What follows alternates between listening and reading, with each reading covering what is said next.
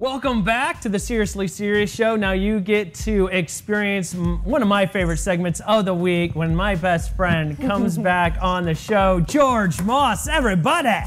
What up? What up? It's weird. There's no live studio audience, so I can't. I know. We'll clap for you, though. We're clapping. Yay, George! My heart claps for you, George. You know that. My heart claps for you. That's weird. I apologize, but you're looking good as always. How are you doing, man? I'm doing great, man. Doing fantastic. Trying to get settled into to being a married guy, and it's been 2 weeks now, so still on training wheels, but it's going pretty good. Is she still in love with you? Does she, is she regretting her decision? Yeah. Is she regretting this decision? I think she wants to take it back. I think she kept the receipt for everything. Well, how do you guys continue? I know it's 2 weeks, but how do you guys continue to stay close? How's that been like?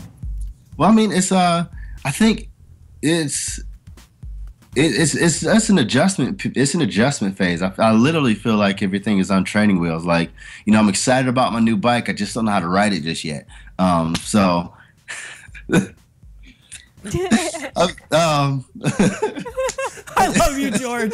I love you so much. I know that you're talking about dating, but I also know that this world is a crazy place, and I love my best friend right now. You can only get this live on the Seriously Serious, people. You can only catch us live. So what are you doing to take your wife out on dates to keep it pure, unique, and serious? This is great. You can't. You know what I love, though, is that half the audience did not catch that. That's what's so great. That's why I am just laughing. It's funny. What's great is once I saw George say, once I heard George say it, I lost it. And then I saw him lose it. And then what's great is you two ladies didn't lose it at all. And because our brains are not in the gutter. We're talking about married bliss.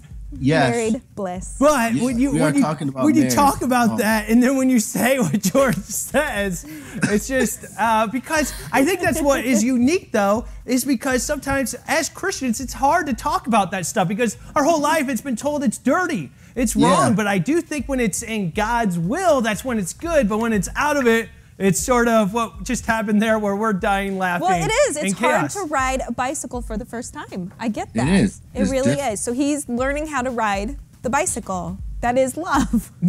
So, and I thought we just cleared the hill, and then Paige is like, let's do it again. Did anybody fill out their March Madness bracket? Yes, and I have UConn winning tonight, I hope. I hate Kentucky, so go UConn. And let's, yeah. Okay, back to this. Okay, dating. Now, see, I haven't decided to. I was like, I didn't really date a whole lot before marriage. I went out on dates, but I'm not like a huge romantic type person. So I'm learning that is kind of more specifically what I should say. I'm learning how to be romantic and how to set aside time and devote it to that. So we, my wife and I, we have kids. So she, I came into the marriage with a son. She came into the marriage with a daughter. So trying to find that time that we can spend together by ourselves is kind of challenging at some point. But our kids are in school, and we typically, we've been advised to do date nights, and we always wanted to do a date night. But the thing is with date nights, it's hard to do when you have two kids at home because they need to have someone there at home at night. So we decided to, at first I was like, well, since we're both home and I work from home during the day and she doesn't have to work on Wednesdays, I was like, well, it'd be great to go out and do a date day, like go out to lunch and have a date during the day. But it bombed horribly on our first date because, I realized that it's different from going, a business lunch is much different than a date lunch. And I found that when I was out on a Wednesday day trying to go out and enjoy a date, I really couldn't because my mind was so focused on all these other things. So the first date didn't go as well as I thought. And it was like, man, I thought it was a great idea on paper. The kids are not at school and we have both time during the day, but it just didn't work out as well as I thought it was going to work out. In fact, it's like we spent more money on that date than we did on the awesome date that we just had last night. And it was great. We got the chance to spend some time with each other, and we actually went out to this restaurant that I really, really like. It's voted GQ magazine's best burger served in an arcade. It was right here in Grand Rapids. It's called Stella's. It was really good. We went out there, hung out, and then we went over to a place across the street. It's this arcade of pinball machines. And it was great. I was like, this would be really cool. We always try to be budget conscious. We didn't want to like do anything super expensive. So we went out to play some pinball. And I think, we've got, $5-10 worth of quarters. We got plenty of time to, do this. And we found out that on the first Sunday of every month, this pinball place has all the pinball games free. Like, it was just awesome. So we went out there, hung out, had some pinball, and then went to see this comedy show that wasn't very funny. But we went out there anyway, and it was fun. It was a cool date night. It was one of those things. It's like, originally I thought it would be a good idea to just try to do it during the day on a Wednesday, and it didn't work out that great. But I think that's one minor thing that's in a whole list of things that we're trying to figure out how to join two lives to become one. So it's a new phase of my life, and it's just really interesting, but also really cool to look at myself and say, man, I'm not as cool as I thought I was in a lot of different areas. So, yeah, I struggle with that. I always think I'm really cool in a lot of areas, and I need a lot of work in that. But I like it, though, where you're being honest and trying to figure out what works, what doesn't. But even when it fails, you guys fail together. And that's a really cool kind of thing that, it didn't quite work. It's business, but hey, let's try this. And then it's awesome when you get free pinball for a full night. So yeah, free pinball. That's going to be our Sunday night date nights, because that's what we're going to do on Sunday night, our first Sunday night of every month. That's where we're going, play some pinball. And what I love also that you're teaching the people that are watching this is that when you get married, that's not just the end all. Like, it's still work. You still have to do those fun things to connect with your partner, if not more so, because it's exciting as you're dating, but when you get married, it's kind of like, oh man. And then when you add kids to the mix, it's just a different element. So I'm glad that's a good model for the viewers that are watching is, guys, when you get married, you still got to work on that and still got to provide that romance that comes with dating, as you say. Yeah, definitely, even more so. I think it's just a new way of, it's a new thing to look forward to. Like, I wish somebody would have, I wish I would have been, there was more people talking about what it's like to be married. As like, everyone's, especially teens, are just all about dating and liking a guy, liking a girl. I'm like, there's so much more to it than that. It's like, that doesn't even need to be on the radar. It should be being prepared to jump into marriage. And if you're really not prepared for that, there's so many other things that need to be taken care of before you get married. Like, there's a waste of time to pour your heart into someone that you're not going to spend the rest of your life with. Because right now, even if she kept the receipt for this ring, she ain't getting it back. It's over. No, I think that's so key, because I think so many people do think marriage is, once I get there, then everything is okay. It's getting there, and that's just a great point. That it's not. It's work and effort and time, and and that's where it is. And so many people. That's why I think there is more than 50% divorce rate, because people don't want to work at it. It's easier to figure out different stuff out. So kudos to you for continuing to figure that out with your new wife, and that's just awesome. It seems exciting.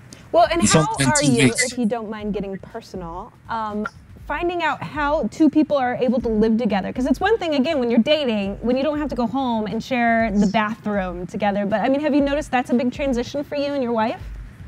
I think at this point in time, she moved into my place, so now it's our place. I think the biggest thing is it's hard to make it our place at this point in time. So I think one of the things that we want to do this year definitely is to find our own place and move into another place that we can call our own. But it's been cool. It's definitely different than living with someone else. But I think it's harder for her than it is for me, just because she's a lot cleaner and she smells a lot better than I do. That's right. So it's an upgrade for me. I think it's it's a start over for her. Hey, every time I'm around you, you smell so fresh and so clean. Is that weird for me to say?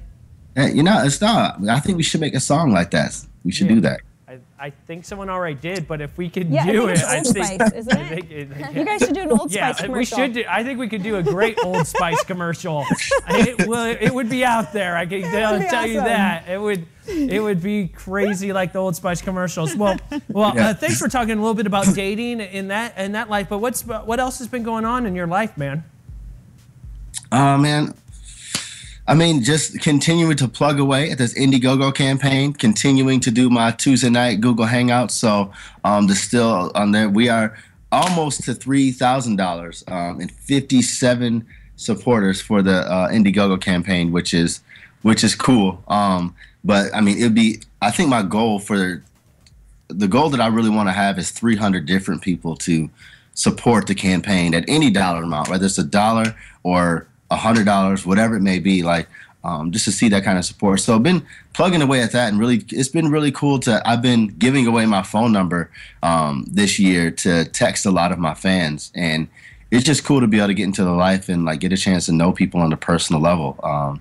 It's one thing to just see on Facebook and Twitter and things like that. It's another thing to just have a personal conversation with people. So it's really cool to see that. It's really cool to be able to be involved in people's lives like that, and have them to connect with me and me be able to connect with them like that. So I think tomorrow I'm going to start something brand new where it's been hard too to keep up with it though, because like I'll get texts all times of the night, like people that are out in California, texting me at like, 3 o'clock in the morning. I'm like, hey man, come on. I'm not awake right now.